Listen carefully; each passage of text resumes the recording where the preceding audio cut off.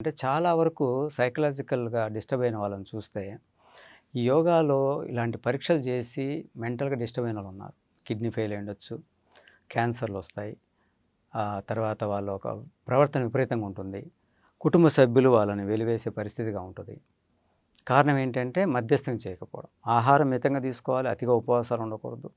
అలాగే సాధన కూడా మధ్యస్థంగా సాధన చేయాలి.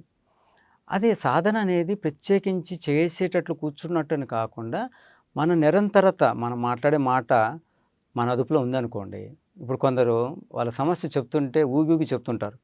చేతులు, మొఖము, హావభావాలు అంటే మనతో గొడవ పడుతున్నట్టుగా చెప్తుంటారు వాళ్ళు. అది అన్‌కాన్షియస్ మైండ్.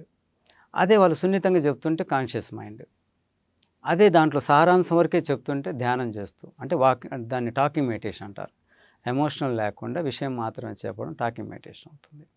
అలాగే వాళ్ళు వాకింగ్ చేసేటప్పుడు వాకింగ్ మెడిటేషను, వర్క్ చేసేటప్పుడు వర్కింగ్ మెడిటేషను. ఇలాగా చేసే పనిని బట్టి మనము దాంట్లోనే ధ్యానం ఉంటుంది. ధ్యానం జరుగుతుంది. మనం ప్రత్యేకం చేయాల్సిన అవసరం లేదు.